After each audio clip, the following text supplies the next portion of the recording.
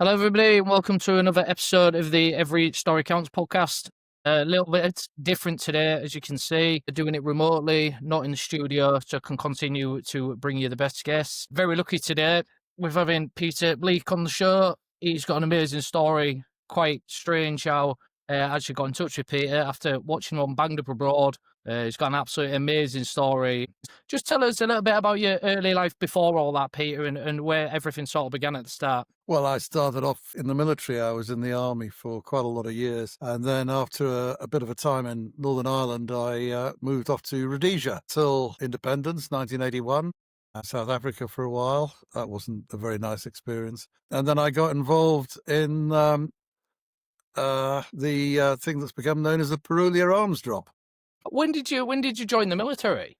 1969. Right, what brought you to that? What was the reason for joining the military? Well, all my relatives had been in the army, and it was one of those things you drift towards, and it always interested me. So one sunny afternoon, I popped around to the army recruiting office, which is just round the corner from me here. Or it was. It's a barber shop now, I think. I got signed up into the army. And it's easier. So would you say when you're in there, is that where you got sort of the experience for sort of arms dealing while already in there? Yeah, I think probably. I wouldn't go as far as say experience for arms dealing, but I was in military intelligence. Part of that is to study the Russian military, how they operate, what arms and ammunition they've got, what their equipment is, how it works, and you get an encyclopedic knowledge about that.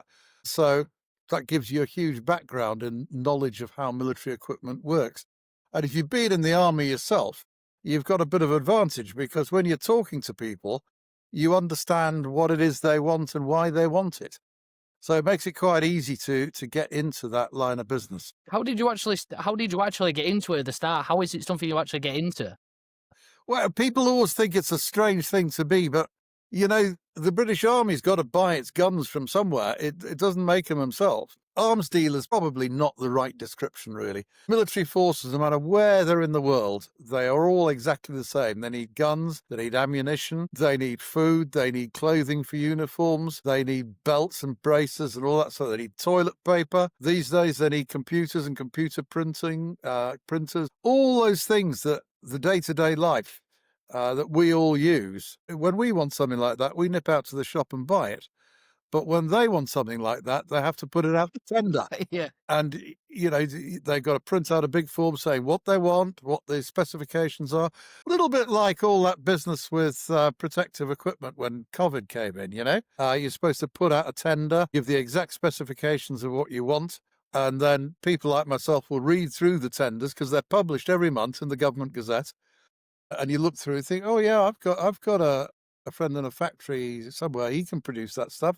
So you look into it and put in a quote. And it could be anything. Yeah, it is arms and ammunition. Outside countries like the UK and Europe and America and things like that, armies and air forces and navies, they don't buy much in the way of guns because you buy a gun, you expect it to last a few years. You know, it's not a throwaway piece of kit. But the ammunition for it, well, you need that for practicing. But small armies around the world, I did a lot of business with Bangladesh, for example. They use in practice maybe 40, 50 rounds of tank ammunition a year, something like that. That's all they can afford. So you tend to be buying the consumables, tendering for the consumables that they want. But it's all the same thing. How careful have you got to be that some of it is illegal? Well, anything that's illegal is by definition illegal. In the military trade, particularly from arms, it's not so important with consumables, but it is important with things like computers and microchips and things like that. What you have to have is a thing called an end user certificate. So if I'm selling rifles to you, for example, I need from you an end user certificate, and that's on official government paper that certifies you are buying this equipment, that you're going to use it yourself, and you're not going to sell it on to a third party. And I can't sell you anything unless you give me that. And that's how it's dealt with. So it's all fully covered and everything like that. Well, it should be. How did it work out then? So if we talk about, obviously, what you ended up going away for. In those days, there's quite a few people deal in military equipment, especially when you think about what I just said. It covers not just arms and ammunition, it covers absolutely everything that any military organisation needs. So, you know, it could be a bunch of boots, for example. They still have to go out to tender. and people like me pick up the tenders. And I got an inquiry to buy some AK-47s for somewhere in the Middle East, not the Middle East, sorry, the Far East, South Asia. Now, the thing is, it's perfectly normal when people inquire like that. They don't tell you who it's for. And that's for very good business reasons, because if I find out who it's for, it's that easy for me to just phone that person up, say, look, I can do you this cheaper. So nobody tells you. All you do is you get a guideline port of delivery. And I was given a guideline port of delivery of Calcutta in India, or Kolkata as it's called now.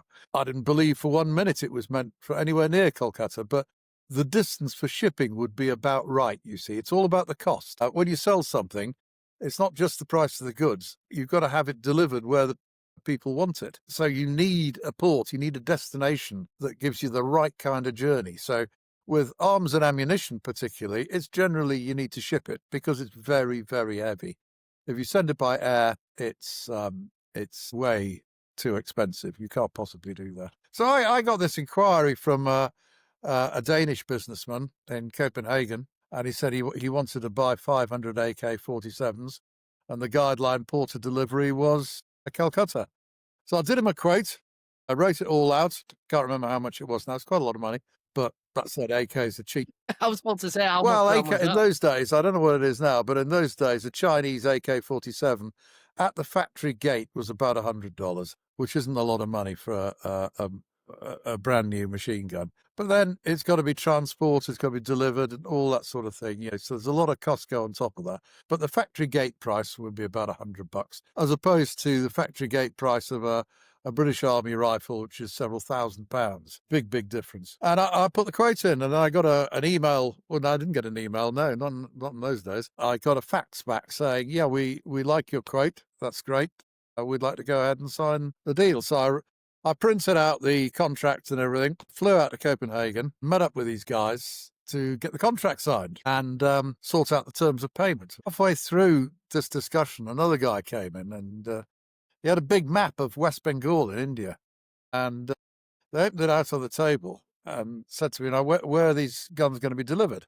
So I said, well, they'll go into the customs port in Calcutta, and you can collect them from there. And that's how it normally works. If you buy guns from me, for example, and tell me where they're going, I deliver them to your customs port. So if you're in Paris, for example, I would deliver those arms and ammunition sealed in boxes to the customs controlled port there, the customs warehouse. The minute they're there, you sign for them. That clears my payment. Take them off to where you want to take it, French Foreign Legion or some nonsense like that. And so I said to him, that price is delivered to customs port in Calcutta. And so he pointed to the map and he said, well, look, and he pointed to this other place there, which is near a little village called Purulia. And he said, well, I want them delivered here. And the minute he said that, I knew that he was looking for an illegal deal, because nobody buys stuff. It's these goods. This is sold daily all over the world, and it always goes from customs port to customs port.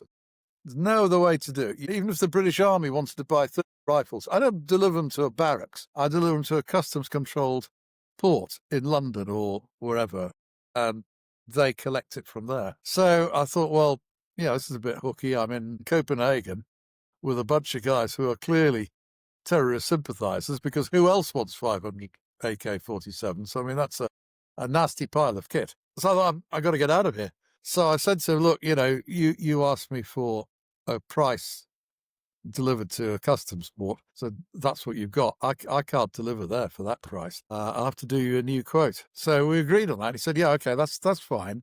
You get back to me with a quote for that. We're happy with the price of the rifles and all the rest of it, and tell me how it can be delivered there, and we'll take it from there. So I said, fine, and hightailed it back to the airport. Got on the plane back to the UK, straight into my office, and telephoned the Ministry of Defence and told them that we had a hooky deal on our hands. Interesting, because in those days, I don't know how it works now, this is a long time ago, but there was an organisation called the Defence Export Services Organisation, which was a part of the Ministry of Defence, and they existed to help people in the arms trade. And so, if you had a problem or anything like that, you'd always keep them posted on what you were doing, who you were selling to, what it was. And if you had a problem, something looked a bit hooky, you'd phone them up and get advice. What am I going to do about this? Because in the broader picture, this was obviously a contact with a terrorist group based out of Denmark. Who knew? So you need advice on what to do about that. And that's exactly what I did. What would have happened, say, if you'd have turned around at the time and said, "Absolutely no chance am I doing this. I'm not getting involved in this." Do you think at the time they'd have Well, probably killed you? I think I'd have struggled to reach the airport in one piece. You just got to look at the situation that whoever they were, which I didn't know at the time, they wanted 500 AK-47s for a hooky transaction. Well, obviously they don't want you going away shouting and screaming and taking the moral high ground. This is no time to take the moral high ground, something like that.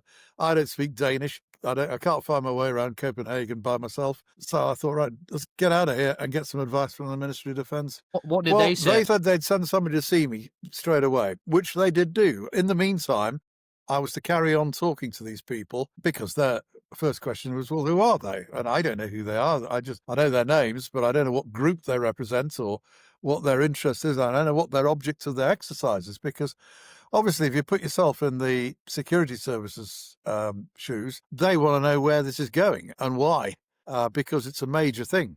500 AK-47s isn't a big deal when it comes to national armies and things like that. But for small private groups, that's a lot of firepower. It's an awful lot of firepower. So that's how it was left, that I had to carry on as if nothing was wrong, work on a new quote for them and all the rest of it, and somebody would come and see me and get all the information and tell me what to do. So what was the next steps after A couple that? of weeks later, special branch and pitched up on my doorstep. So we went through all the paperwork. I gave them copies of everything and all the rest of it. And they said, well, look, they'd get back to me. But again, in the meantime, don't do anything to alert these people that the authorities knew about what was going on. So I said, fine. So I had to work on a method of delivery to this area, which was several hundred miles inland in West Bengal in India, inland from Calcutta, just to keep the make everything look right. Otherwise they'd have suspected straight away. So I thought, well, the easiest way to do this is to initially I said, well, we can land an aircraft there, because there was a coal mine nearby with an airstrip, and they had people on the ground. And so I said, well, we'll put it all in an aircraft and land there. You could unload it 5 minutes, you'd be gone into the middle distance with all your guns and ammunition, and I'll be off. And I gave them a quote. I can't remember how much I quoted for it now. It's quite a lot. It's about £150,000, something like that.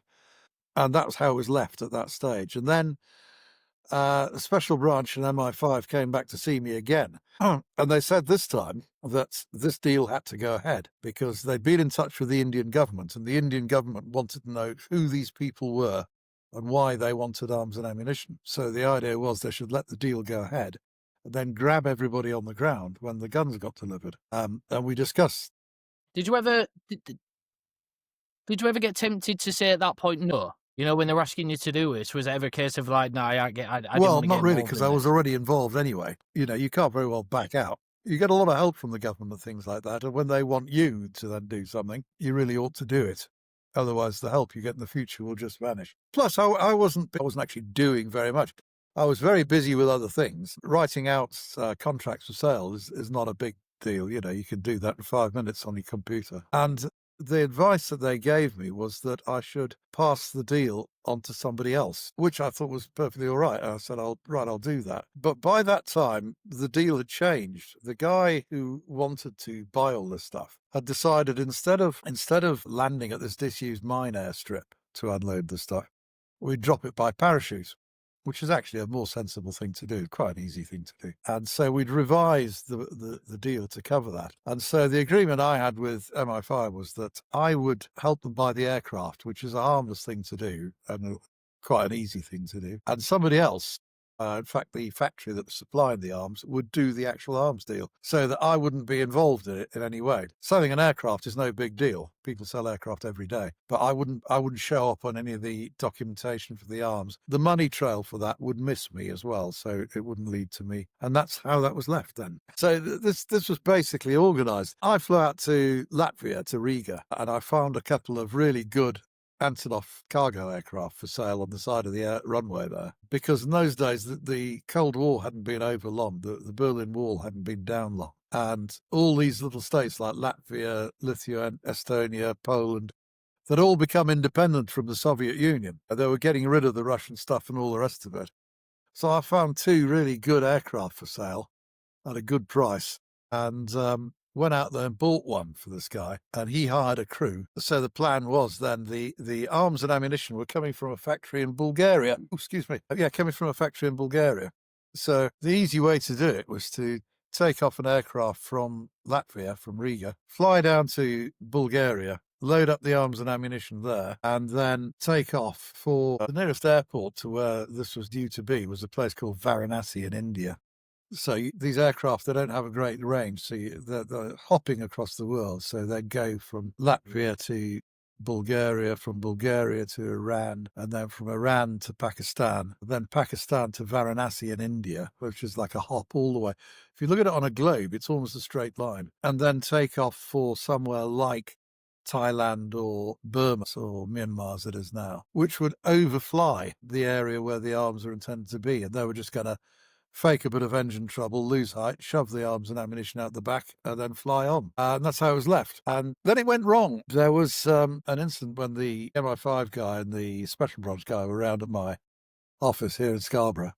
And the phone went, and it was the guy from Denmark who bought the aircraft. And he got his crew, everything. I'd turned my back on it now. I had nothing more to do with it. But he had a problem with the aircraft. He was in Bulgaria, on the ground in Plovdiv, Burgas, where he was going to load up the arms and ammunition. And the Bulgarians wouldn't let him take off. And the reason was that there's a quite strict ruling. It's a bit like when you buy a car, you've got to exchange documents and stuff like that. Well, when you buy an aircraft, it's the same thing. It must be registered somewhere and then comes under their civil aviation rules.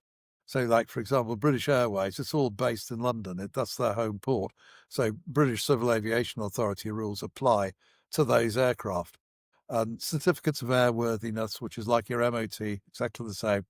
That's how it works. Well, what he'd done was he'd flown it already across to Bangladesh, where he'd set up an office to do some freight work, and then flown it back to Bulgaria. And what that had done was negated his certificate of airworthiness. On the first journey out, he had a Latvian certificate of airworthiness, which was fine, because that's where he'd come from. But now he'd been to Bulgaria, registered registered the plane in Bangladesh and flown back. But he didn't have a Bangladeshi certificate of airworthiness. So he was stopped. So whilst the two guys from MI5 and Special Branch were sitting there, I took this phone call. I said, can you come to Bulgaria and sort this out? Meaning the paperwork, which is actually quite an easy job to do, provided you know the right people to get on the phone to and stuff like that. It wasn't a matter for Bulgarian Civil Aviation Authority. It had to be sorted out with the Latvian. So what he, in effect, he needed a second Latvian certificate of airworthiness to allow him to take off. So I said, yeah, I can do that. And this is just before Christmas. Talked it over with these guys. And we all agreed. So yeah, you got to go. If you don't go, the whole thing's gone for a ball of chalk. It's rubbish. I got on a plane, this awful Bulgarian airline, which I flew out there, landed at Sofia. I had to catch a commuter flight on to this place called, escapes me, I'll think of it again in a second. Burgas, that's it. It's a Black Sea resort. And this was the most awful plane you've ever seen in your life, I mean, it's all, the passenger seats were just like canvas deck chairs screwed to the deck. And all. Food was a bread roll they chucked you as they walked past. So I landed in Burgas, and then I had to get a taxi over the mountains to where this little airport where this thing was sitting. So dead of night and driving snow, going through these mountains. All you can think of is Frankenstein or stuff like that. And I got there and I managed to sort out the paperwork for him. It took me a couple of days. Got that done, got my fee for that. And then he was all loaded up with his arms and ammunition, and he was setting off to go and drop them off somewhere. And he said to me, look, he said, Peter, you're here now, and you know absolutely everything about this operation, start to finish. I'd really rather you stayed with me, and then I'll send you back to the UK first class on any airline you like. And there wasn't really any way I could refuse that. That was really tricky, because if I'd have said no, that would have been incredibly suspicious and all manner of things. And again, I'm in Bulgaria, in the back of beyond. Nobody else speaks English there or anything like that. So I didn't have any choice but to get on the aircraft, which didn't greatly worry me because it was quite concerning. I mean, it shouldn't have been a big problem. Everything was logged, recorded, and all the rest of it. All the documents have been filed with Special Branch and MI5, that they knew everything that was going on. And I thought, well, if the worst comes to the worst, I'll spend a night in jail and get let out the next day. So off we went. And so I was on board this aircraft for the arms drop, which was fun because there was 4.5 tons of arms and ammunition in crates. And it's an interesting thing, you know, we all get used to going through airports and the massive security, stuff like that. You know, we never went through anything like that because it was a civilian private freight aircraft. So when you get to the airport, you don't go through the security thing and the things. You just go into a side door and you're airside immediately. And you just walk out onto the runway and go over to your aircraft. Nobody asks you a thing. You know, you've got a flight plan file. That's it. Zero security. And so we took off, and it was a hairy takeoff because the aircraft was technically overloaded. Fortunately, this was a very long runway, so we got up into the air. It was an AN-20. We landed at Tabriz in Tehran. And, you know, in the distance, you could see all the MiG fighters and the shells and stuff like that. And they had a security guard come out to look after the aircraft whilst we stretched our legs and stuff like that. Never once looked through the door to see what might be inside this aircraft. So it just doesn't happen. So we took off from Tabriz and headed off to Pakistan, which was very difficult because we had to overfly parts of Afghanistan at that time, where aircraft were getting shot at on a regular basis. So the pilot had to plot a bit of a route, but he couldn't take too many detours because we didn't have enough fuel to make detours. We didn't want to be trying to land in Afghanistan for fuel, a non-starter. But we made it to Karachi with a couple of hours fuel left in the tank, so it was all right. But I mean, Pakistan's a funny place. So is Karachi. We were very relieved to get off the aircraft in Karachi. That was civilization compared to what we'd just flown over. You know, we parked up at the in the freight area at the side of the runway. Security guard was dispatched to look after the aircraft for us whilst we went to the hotel. Because in flying, you can only fly for a certain amount of hours. Crew have to take a mandatory rest, and they do inspect your logbooks to make sure people are properly rested. So we had to spend the night in a hotel in Karachi, which was pretty good. A nice hotel. And then the next morning we took off from Karachi, and the next stop was this big airport in the middle of India called Varanasi, which would be the last stop before where these arms were to be delivered. I thought I'd actually fooled everybody and solved this whole thing because cargo parachutes are actually very difficult to obtain. Not many people actually make them. They're made in England. They're made in Russia, obviously. None of those were for sale. I didn't think this guy would be able to get parachutes for the cargo. Turned out that he did because we were all having a meal at this hotel in Karachi. And this guy wandered in and they introduced him to me. So this is so-and-so. He's just flown in from South Africa. Excuse me.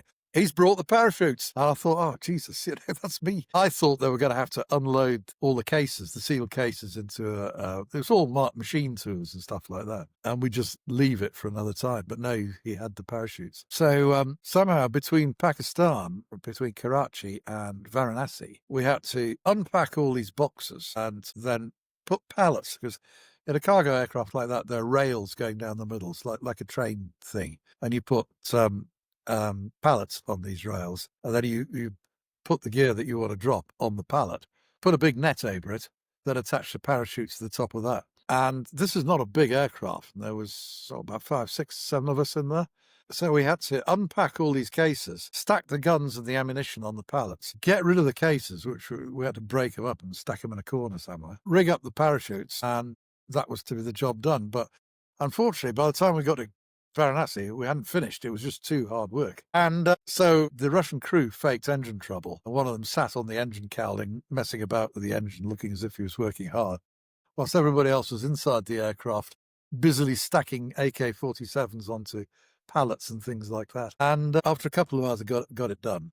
And then they took off. And it was quite strange, really, because I said to the guy, the Danish guy who organised all this, I said to him, look, this is going to be very difficult now because the lie of the land where these were supposed to go in Purulia was a little bit like a gun sight. You had 2 hills side by side, so like a V there, and in the distance another hill. And he'd arranged for somebody on the ground to light a fire on that other hill. So it'd be a little bit like looking down a rifle sight. And I'd calculated it for him. It's a very hilly district. Altimeters in aircraft measure your altitude from ground level, from sea level. So I'd calculated they needed to fly It's 1,000 feet above sea level, and that would give them, say, 200 to 300 feet above the ground level, which is a very small drop, if you see what I'm driving at. The cargo you're dropping by parachute doesn't have to fall very far. Essentially, your parachute just acts as an air brake, and then it's on the ground. But the crew was Russian, so we had communication problems with it. It can be a pain in the backside. So the other thing that I'd said was, you just report a bit of engine trouble, lose a bit of altitude, go down to 1,000 meters above sea level, follow that course, and we had a GPS system on the mark, open the back doors, kick the slot out, and then off we go. Climb back to altitude and carry on. And it didn't work, although we didn't realize it at the time, because Russian aircraft aren't marked in feet. They don't do altitude in feet. We do in the West. If you're flying on your holidays, you'll see on your Airbus, it tells you you're at 6,000 feet, you're traveling such and such. The Russians do it only in meters, which I didn't realize. I should have realized, but I didn't. So the pilot flew at 1,000 meters above sea level, which was way too high. So it made him about 2,000 feet above ground level instead of about 500 feet above ground level. The upshot of that was that they missed the target badly, overshot by several kilometers. But we didn't know that at the time. We flew on. We landed in Calcutta because we were short of petrol by this time. Nobody said a thing. Nobody looked inside the aircraft, nothing. And then we flew on from there to Phuket. And that was it. We had a couple of days off, a bit of a rest, bruised and broken bodies from all this work in there. My goodness me, the howling on the BBC News International and stuff like that, World Service, it was shocking. All these guns had been found lying around and stuff like that. And the Indians were going absolutely mad, but they had no idea where these guns had come from. So the time had come back. And so I said to this guy, look, I'll ride with you back to Pakistan, and then I want a first-class BA flight straight back to London because I'm going home for Christmas. And so we did that. And when we arrived at the airport in Phuket in Thailand, the navigator went to the Met Office and got a report, and there was a huge tropical depression directly between Phuket and Calcutta, which was our flight path. We had a flight plan filed. And what that would mean is that we'd be taking about 140, 150 miles an hour on the nose all the way to Calcutta. And we couldn't make it. We didn't carry enough fuel to be able to put up with that kind of headwind. Because it was a circular pattern, if we flew to Madras instead, then we'd be taking the wind more or less on the tail. So the navigator went to air traffic control in Phuket and filed a new flight plan to take us, instead of going from Phuket, Calcutta to Karachi, we were going to go Phuket, Madras to Karachi. And that was fine. That was approved. Off we went and took off. Somewhere over the Bay of Bengal, we got rid of all the packing cases out the back of the aircraft. So the aircraft was clean. And then we landed at Madras, no difficulty at all, refueled, took off again. And then we were just not on final approach, but we were just coming towards Bombay, which is not far from Karachi, as the crow flies. And air traffic control ordered us to land. Well, they asked us what we were doing on that flight path. India is very strict on its flight path. So we said, we filed a flight plan, it's approved, we've got it here, it's in the aircraft. And they said, no, you land, we want to check you out. So we landed and there was nobody there. We're just sort of idling at the end of the runway and think, what the hell, And by then we needed fuel because takeoff and landing is very expensive on fuel. We had more than enough fuel to reach Bombay, but having landed to reach Calcutta in Pakistan, but landing at Bombay used up all the spare fuel, Karachi. So we couldn't make Karachi taking off from there. And we just stood at the end of the airport, eaten alive with mosquitoes and stuff like that. And finally, the airport manager turned up and he said, well, what's your emergency? So I said, well, we haven't got an emergency. You told us to land. To which he replied, well, no, we didn't. We haven't asked you to land. You came right in amongst all the heavies, the Boeings and stuff like that. You're just standing here blocking the runway. So they put us in a park. And it turned out much later that what had happened was that the change in flight plan hadn't been forwarded to the main flight control in Delhi. They kept it in Madras. And so when radar spotted us flying from Madras to Bombay in that route, it went through to Delhi, and Delhi said, entitled to be on that flight path, that's no good at all. Stop them and find out what they're doing. And the guy in the tower who'd ordered us to land, it was the end of his shift, so he ordered us to land and buggered off home. That was it. That was it. He didn't worry. They'd done his job. He didn't tell anybody else he'd done this. Nobody except the tower knew about this. So we were we had a customs search then. They wanted to see what was happening. Are we carrying prohibited articles? No, we weren't. But the guy from Denmark had been on the aircraft with us. And when you take off or land an aircraft, you have to pay fees for it. So he'd gone with the airport deputy manager to the terminus to go and pay the landing fees and to pay for fuel because we'd refueled the aircraft. And on the way there, he passed 2 or 3 lorries full of armed police screaming out towards us. And actually, all they were coming to do was a customs search. But he thought that the Purulia thing had been rumbled and he disappeared from the face of the earth. He vanished. So we got arrested for illegally helping him to come into India, or illegal entry to here. So do you think if he'd have stayed, you might not have got done for it and he might have took that on himself? He'd have got done for it either. They had no idea that the aircraft had been asked to land as a result of an instruction from Delhi. That instruction only went to the control tower, and the officer who took that instruction gave it and then went home. His shift was finished. He wasn't due back till the next day. And nobody else in the airport had any idea there was anything wrong. The aircraft was clean. Our papers were in order. We showed them a copy of the flight plan. Oh, sorry, mistake.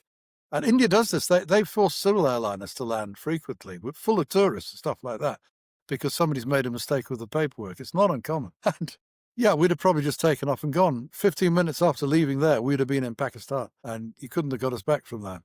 So yeah, if that hadn't happened, well, clear wouldn't be a really good idea, because all this information, you've got to remember, has been fed to Special Branch, MI5, and they have been feeding it to the Indian government. So basically, the Indian government's been asleep, because they knew what aircraft it was, they knew its registration number, they knew its flight paths, they had copies of the flight plans, absolutely everything they had from this aircraft. And they didn't do anything to stop it at all. Absolutely nothing. So there were some internal problems in India. And that's where the wheel came off this whole thing. I'd been there for 2 days, treated perfectly well in a locked room in the airport airside. And finally, I ended up talking to a senior guy from their intelligence bureau and a senior guy from their Central Bureau of Investigation. And once I realized this guy was gone and he wasn't coming back. And so I said, well, this is the aircraft that dropped guns at Purulia. How do you stop it? What went wrong? Why didn't you seize it? And they was absolutely gobsmacked. And all sorts of things happened there. From then on, the wheel came off big time, and I ended up doing 8 years in jail. So do you wish you never opened your mouth and said that at the time? So you can't change things like that, because if I'd have kept my mouth closed, that would have made me complicit in the whole plan, which I wasn't. I was not an illegal arms dealer. If I'd have kept my mouth shut and got away with it, that would have paid to me forever as a hooky dealer. So no, it wouldn't have been worth it. It wouldn't have been worth it at all. Did you realise the extent of how much trouble you were actually in? Because, India is the most disorganised place going when it comes to the law and stuff like that. And we got shipped out of Bombay and ended up in a dreadful place in Calcutta. The first thing, the alarm bell that went, I can't remember who the foreign secretary was then. He was a conservative bloke. But he stood up on his hind legs and said, we want nothing to do with Peter Bleach. It's nothing whatsoever to do with us. And I thought, well, you're lying. You knew about this. But when it really came home to me, we'd been charged. And I was charged, along with the Russian crew, with waging war against India. That's long odds. There's a couple of billion of these guys, and there's 6 of us waging war. That is bad. There was a death penalty available for that. Are you familiar with the English artist Hogarth? It does sort of like cartoon-like drawings in the 1700s. And you see all these barristers and lawyers in ragged gowns and stuff that doesn't fit. And they're all haranguing the judge. They're all talking at the same time. And there's cats and dogs in there and all sorts. I was sitting in the records office of the court, and there were just mice running everywhere and stuff like that. If you look up a Hogarth print of courts, it was like that. It was like a parody of Crown Court in the UK. The procedure was exactly the same, absolutely identical to UK law. So that was a good thing. What did the sentence you to right from the trial? Was that when you got 8 years then? The trial takes a long time in India. You find people in jail there who've been on remand for murder or something like that, and they've been on remand for 25 years. It takes a long time. It really does. I can't remember the exact dates of the trial. We were in there for about 5 years before we went to trial. But when I really realised that things were not too good, exactly like in England, you're given copies of the evidence against you. And so I was given this stuff and I was defending myself. So I sat in my jail cell in Calcutta going through all this stuff. And I found the evidence from this special branch guy who'd been visiting me in Scarborough. Ostensibly, what he'd put in his statement was that he includes copies of his police notebook. And I looked at this and I thought, there's no way a copy of a police notebook. And there was blank bits, there was all sorts of things. And I know how reports are written. And I thought, this guy's lying. He is just completely changed the story. He completely missed out the fact that they came to see me as a result of a call I made to DSO, the Defence Export Services Organisation, and said that they came to see me as a result of investigations they were carrying out. They just warned me not to get involved and stuff like that, otherwise I'd be arrested. Which is absolutely false. I thought they'd change it. Yeah, they've altered his police notebook. They've altered all the statements, and other things happened there. We got 3 senior police officers indicted for fabricating false evidence in that trial. It didn't make any difference. Over here, that trial would have been ended there and then, but not in India. Why do you think it is they turned the back on you? It was a political thing.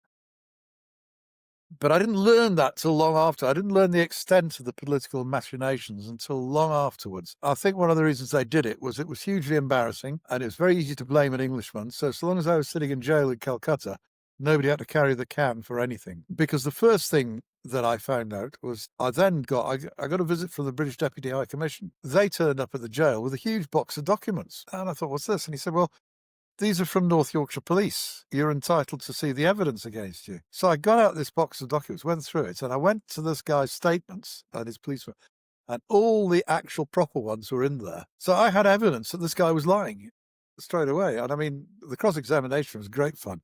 I had him in the dock for a day. And I went round, and the judge was getting really frustrated with me because I kept going back to the same thing as, are you sure this is exactly how it happened? Are you certain that this is how your police notebook was written? Absolutely, he was saying, yeah, it's great. Everything is exactly as it should be. And right at the end, about 3:45, the court finishes at 4:00, I produced these other documents and gave them to the clerk of the court. Said, can I introduce these, Your Honour? And he said, yes. They put the documents in front of him. So I said, well, can you explain that? And he just went white because he'd hung himself, effectively. The court clerk, he was indicted for fabricating false evidence against me. And the CBI took him straight from the courtroom, didn't even back to his hotel, straight to the airport on an aircraft out of India because the court was going to issue an arrest warrant for him. So I realised then there was something going on. But the reality is that this was actually all hatched by the Indian government themselves. Which is that aspect of it interest you? Yeah. India's a bit like And America. It's formed of states, and each state has its own government. So you've got federal law in India and federal things, and you've got state law, and all, exactly like America. In those days, West Bengal, which is where all this took place, was a communist state. It was the Communist Party of India, and the Prime Minister was a bloke called Jyoti Basu, who was a bit of a power broker in politics. He was never going to get total power, nationally, federally, but he could sway things. In the Prime Minister of India, the federal Prime Minister, was a guy called P.V. Narasimha Rao, who's a bit hooky, and he had a meeting with this guy in Denmark to see how they could disrupt West Bengal. Now, the Indian Army, for example, just like in America, the Indian Army can't intervene in anything in the states at all unless there's a legitimate state of emergency declared. So what they hit on was there was a group of monks operating in West Bengal who utterly loathed the Communist Party government, and quite rightly so, because the communist goons used to grab these guys in the street, pour petrol over them, set them on fire.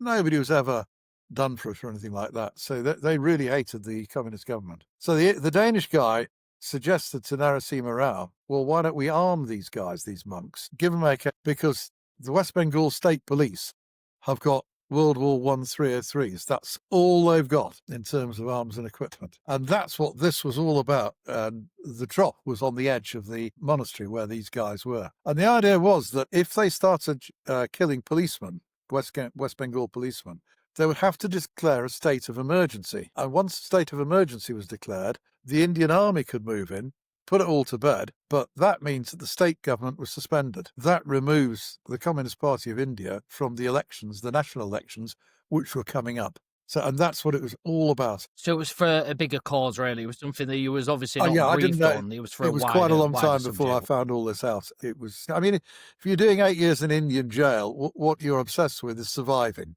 because, you're not going to get any food, you're not going to get any medical treatment or anything like that. So your day-to-day focus is getting through till the next day. You don't worry about stuff like this. Survival kicks over completely. But yeah, I mean, that's What do you reckon the reason was when you say this about obviously the person that came to court and they found out that he was lying? Why do you think they didn't release you on that? it's political reasons. Politics. They had to convict us. Do you think you were the scapegoat? Very Then? much Is that so. the Yeah, reason if you why? got an English bloke locked up in India, particularly in the communist part of India, you're the root of all evil anyway. I mean, this is it. You're Satan. As long as I was in jail, everything was fine. Everything was, the villain was locked up and all the rest of it. There's a guy in Denmark, they still pretend that they're trying to extradite, and they're not trying to extradite him at all. The last thing they want is him standing up on his hind legs in court giving evidence. There were lots of other things. I mean, I found out that the Indians have a huge radar station at a place called Kalikunda, and it looks after, it's to the north of Calcutta, and it watches the area for Chinese jets and stuff like that, because the Chinese and the Indians don't get on well together. And when we dropped arms and ammunition, it should have been able to count the nails on the boxes. That's such a powerful radar. That radar was switched off that night only. No other night was that radar ever switched off, which is why the guy from Denmark refused. When I said to him, look, it's dark now, it's going to be difficult to do this drop in the dark. We do need, the plan really required like dusk or dawn to be able, but dusk was better, because at dawn you'd be flying into the sun, the rising sun. It's no good at all. He couldn't see a thing. And he wouldn't do it. It absolutely had to go that night. I never understood that. And it was only much later I found out that the radar at Kalikunda was switched off. And that's why he wanted to go that night. What do you? So from the court, from when you went to that trial, how long did they actually sentence you? Then you'd already done 5 years. Life They imprisonment. sentenced your Yeah. life then. Yeah. So did you think that was the end of the road? I then, considered at that point? possibility. Yes, I did. It was quite. I mean, if they'd have sentenced us to death, we'd have done a runner, tried to escape. I'd worked out a way to get out of the jail. But it's a difficult thing, because you stick out like a sore thumb. So you have to acquire hair dye, you need brown contact lenses, you need local clothing, stuff like that. But the plus side is Calcutta's very, very close to a big forested mangrove swamp area called the Sundarbans, and Bangladesh is on the other side of that. So it's not impossible. If you steal a fishing boat or something like that, you could get out. Did you strike up a bit of a good relationship then with the 2 Russian pilots? There was 2, 3. There was 4 or 5 of them altogether. There's 2 pilots, a gator, and a guy on the. Yeah, I taught them all to speak English, which was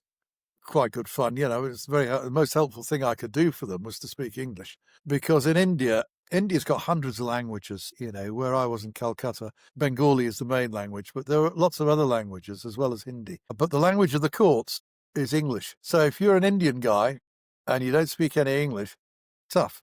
You get banged up in court. That whole court process is in English, and you are later given a transition. I got quite a good thing going in jail, because I could read and write. I could write petitions and appeals and stuff like that, because there were loads of guys in the jail who had no idea what they were in prison for. They'd been given a copy of the judgment, but it was all in English. They had no idea whether it was a good thing. And I mean, there was 3 guys I remember in there.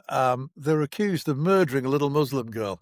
And it was a brutal, brutal murder. It was awful. And some guy came to my cell one day and said, "Oh, Mr. Peter, will you look at these guys and see if you can appeal? They've been sentenced to death." And so I looked at them and I read this thing through, and I thought, there isn't a shred of these evidence that these guys have ever been here. There is actually evidence that they were in a completely different town. So I sat down and I wrote appeals for all 3 of them, and all 3 of them got acquitted.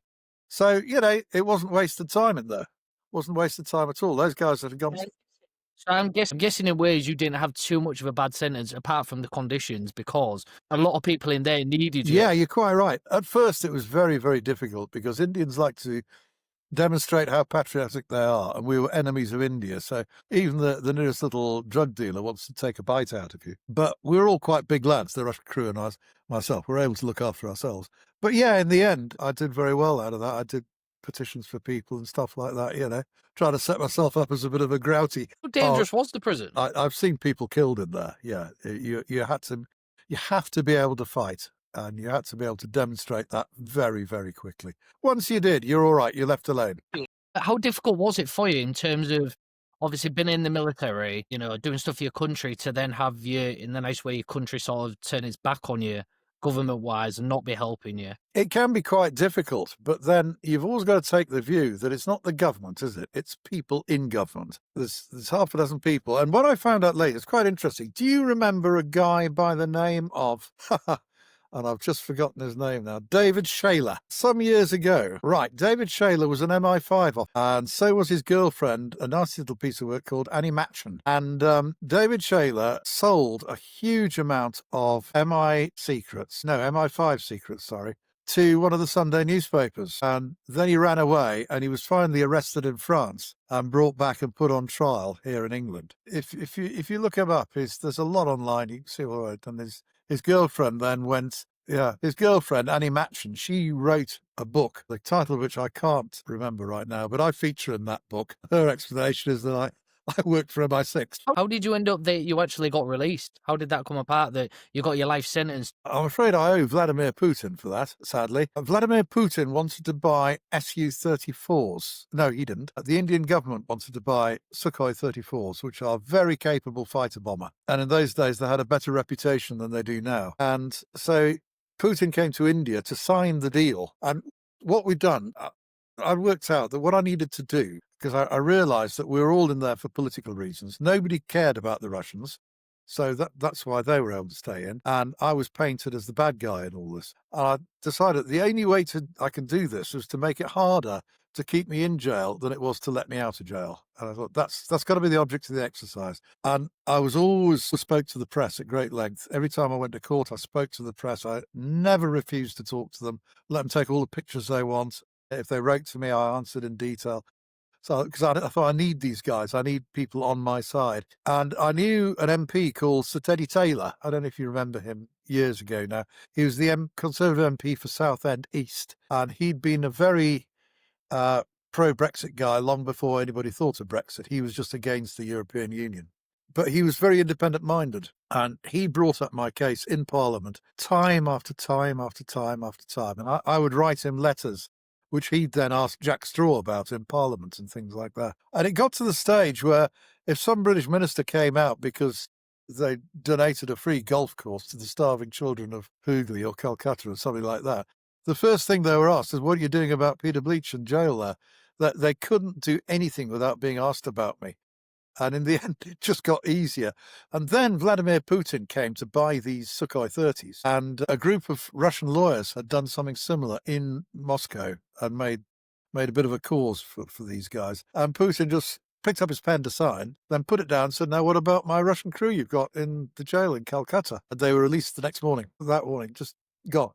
The minute they were released, I knew I was home and dry, because Indian law is actually very good. It may not be administered very well, but it is very good. And you've got two main things in India. One is the Indian Penal Code, which was written in 1857, and you have the Indian Constitution, which was written in 1947. One of the rigid provisions in the Indian Constitution is that if two men are situated equally, they must be treated equally. It's an equality phrase. So the Russian crew have been released. We had the identical charges against us, the identical evidence against us, the identical fines imposed on us. You couldn't get a razor blade between what I was sentenced to and what they were sentenced to.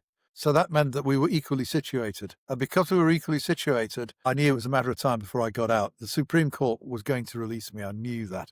But by then I was the High Commissioner came to visit me personally and all sorts of things. We had some good stuff happening by then. There was internal British problems as well. Not everybody in the government was against me. The Home Office was. Did anything end up happening to the people that was against you? I wrote to Jack Straw and sent him copies of the indictments against all three police. There were three police officers that were indicted for this, fabricating false evidence. It wasn't just the Brit we caught out. Jack Straw read the indictment, and said, I can't see any evidence of wrongdoing by a British policeman. I thought, yeah, fair enough. yeah, I'll take that, because there's no choice. That's the end of that. So, yeah. But, there are other things. I remember I was completely and utterly left alone. Got a job where I needed a DBS check. That came back. No criminal record, no nothing, It was actually quite bizarre because my mother was still alive in those days and she lived just outside Scarborough at a little village called Brompton. I touched down in London and a friend picked me up from the airport and drove me up here. And the next day I thought, I smoked in those days. I thought I could do with a packet of cigarettes and stuff like that. So I just got in the car, drove into Scarborough, did a bit of shopping and came back. And it was already, your brain protects you against things.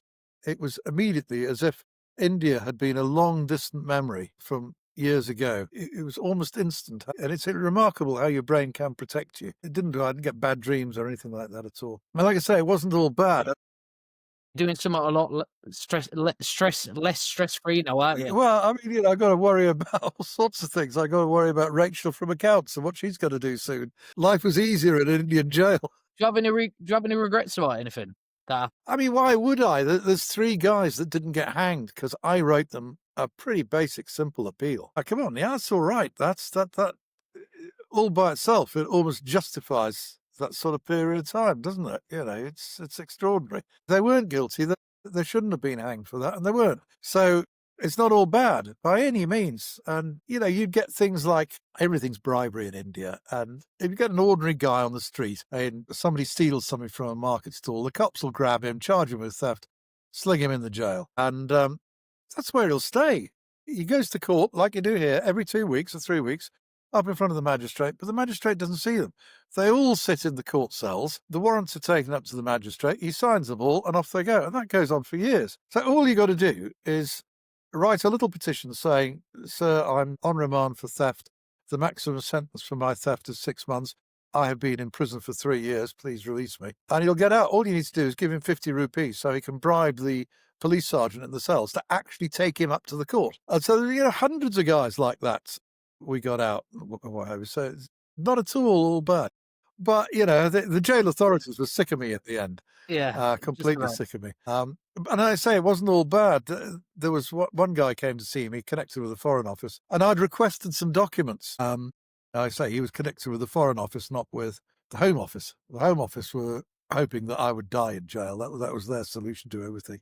And he said, "Look, Peter," he said, "I'm awfully sorry. I've inquired about these documents and I'm not allowed to give them to you." So I said, "Well, thanks for trying, at least," and all the rest of it. So we had a chat and he brought a bag of sweets and stuff. And then just as he was leaving, he shook it and said, "Oh, by the way," he said, "I bought you a magazine. Here you are, something to read in the cell." So I said, "Oh, thanks." And the guard just waved it through. I went back to the cell, opened the magazine, and there's the documents I requested. So there was quite a lot going on one way or another. Well, it's an absolute crazy story. It is. Like say me and my partner, we were watching it and Have you seen the we actual couldn't believe it. movie?